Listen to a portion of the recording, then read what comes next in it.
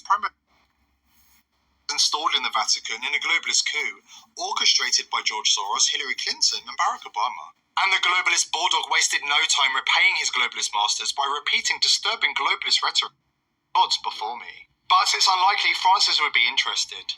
He is more interested in overruling God's word and eradicating Christianity in favour for what he calls Chrislam. In case you missed it, world leaders from a diverse collection of communities called for world unity at an interreligious conference in Kazakhstan last year. According to Francis, religious pluralism, which is expressly forbidden in the Bible, is an expression of the wisdom of God's will.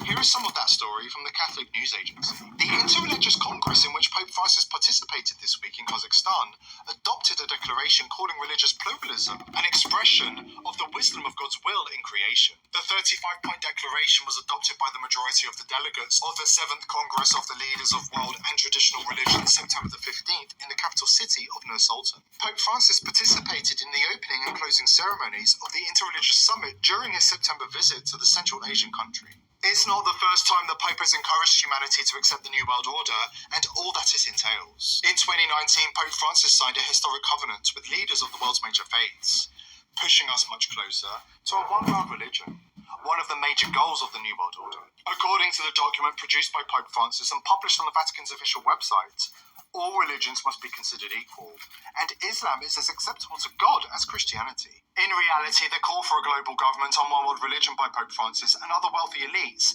has nothing to do with lifting up impoverished nations or saving humanity.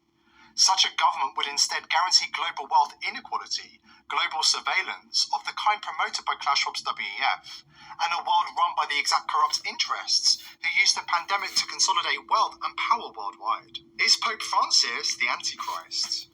From the moment that Cardinal Jorge Bergoglio became Pope in 2013, prophecy experts took to the airwaves, claiming that the new Pope is Peter the Roman, the fulfillment of the prophecy of St. Malachi, and that Francis will be the final Pope and the end of the world. According to St. Malachi, an Irish saint who had correctly predicted the past 111 popes ahead of naming the 112th Pope, Peter the Roman would be the Antichrist. Doomsday fans have found ways to link each phrase to a corresponding Pope through the centuries. That includes John Paul II, who is associated with phrase number 110, from the labour of the sun, because he was born on the day of the solar eclipse and was entombed on the day of the solar eclipse as well. Benedict XVI, number 111, is supposedly glory of the olive, because some members of a branch of the monastic order founded by St. Benedict are known as Olivetans. Then there's number 112.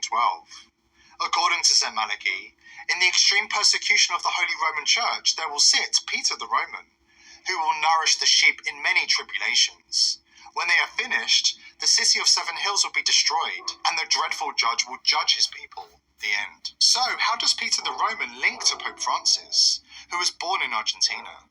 His parents were Italian immigrants from Rome, and his birth name contained the name Peter. One theologian, Michael K. Lake, is quoted as saying that Catholic and evangelical scholars have dreaded this moment for centuries. The world is now at a tipping point with a fierce battle raging for the soul of humanity.